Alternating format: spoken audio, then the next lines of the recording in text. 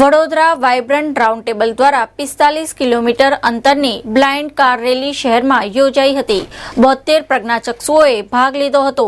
રેલીને કલેક્ટરે flag of કરી પ્રારંભ કરાવ્યો હતો। વડોદરા શહેરમાં રવિવારે વડોદરા વાઇબ્રન્ટ રાઉન્ડ ટેબલ દ્વારા બ્લાઇન્ડ મેન કાર રેલી યોજાઈ હતી। આ કાર રેલીમાં અમદાવાદ, સુરત, વડોદરા સહિત વિવિધ શહેરમાંથી 72 જેટલા પ્રજ્ઞાચક્ષુઓએ ભાગ લીધો હતો। આ કાર રેલી 45 કિલોમીટરની યોજવામાં આવી હતી।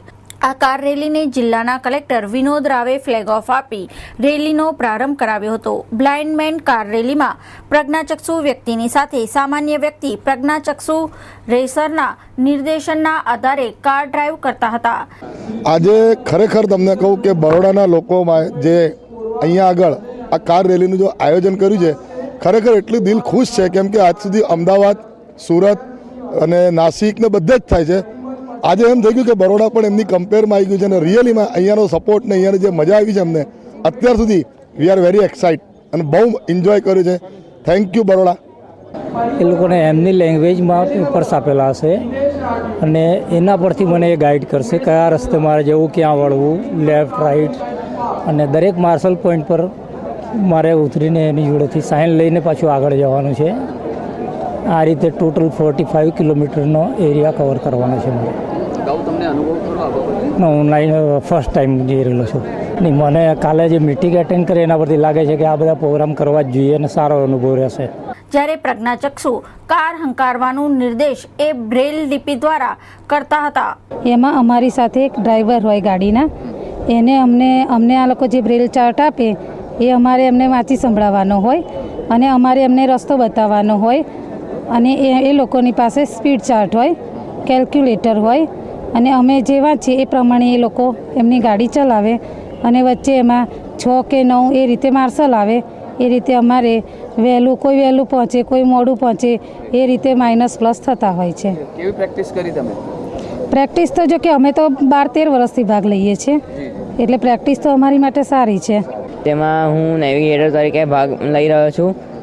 હું સૌથી નાનો પાર્ટિસિપેન્ટ છું અને કાર રેલી માટે હું બહુ એક્સાઇટેડ છું અને મને આનંદ છે।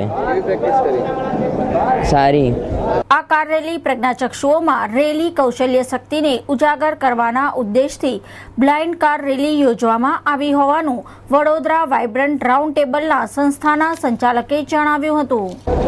આ જે રેલી છે બહુ જ યુનિક એટલે છે કે વડોદરાના 45 કિલોમીટર અમદાવાદથી આવેલા એક બ્લાઇન્ડ માણસ ખાલી મેપના બેસિસ પર લઈ જશે અને જે ડ્રાઈવર હશે એને ખબર નહીં હોય કે શું ડાયરેક્શન છે। એટલે આનાથી એક વસ્તુ પ્રૂવ થશે કે બ્લાઇન્ડ માણસ બી નોર્મલ માણસ જેવો છે અને એની જે શક્તિ છે કે 45 કિલોમીટર તમને એકલા લઈ જાય, તો અમારા જે ઉદ્યોગપતિને એવું શીખવાનું છે કે આ લોકોને આપણે નોકરી રાખીએ તો સાધારણ માણસ કરતાં ઓછા કોઈ બી રીતે આ લોકો પડે નહીં। એટલે હું એકચ્યુઅલી આમાં પાર્ટિસિપેટ કરું છું।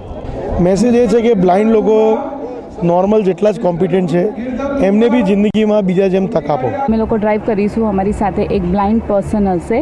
એ બ્રેલમાં આખો રૂટ, અમને રૂટ નથી ખબર, રૂટ એમને ખબર છે। બ્રેલમાં આખો એ રૂટ વાંચશે અને અમને ગાઈડ કરશે, એ પ્રમાણે અમારે ડ્રાઈવ કરવાનું છે અને 45 કિલોમીટર્સનો આખો રૂટ છે। હા, ઓબ્વિયસલી આ ફર્સ્ટ ટાઈમ બરોડામાં થઈ રહ્યું છે અને હું પણ ફર્સ્ટ ટાઈમ પાર્ટિસિપેટ કરી રહી છું। બ્લાઇન્ડ હોવા છતાં એમના અંદર જે ક્ષમતા છે, જે ડિફરન્ટ એબિલિટીઝ જે અનએક્સપ્લોર્ડ છે, એને બહાર કાઢવા માટે, સમાજને આ દિશા તરફ જાગૃત કરવા માટે એક નવતર અભિગમ અપનાવવામાં આવ્યા છે। હું આ કાર્યક્રમના આયોજકોને ખૂબ ખૂબ અભિનંદન આપું છું અને આ વડોદરાના કલ્ચરલ કેલેન્ડરના એક નવા સીમાચિહ્ન બની જશે અને દર વર્ષે આવા પ્રકારના આયોજનો થતા રહેશે અને લોકોને વધુ જાગૃતિ મળવા માટે આ ઉપયોગી બનશે એવી અપેક્ષા સાથે હું ફરી આ આયોજકોને ખૂબ ખૂબ હૃદયપૂર્વક અભિનંદન આપું છું।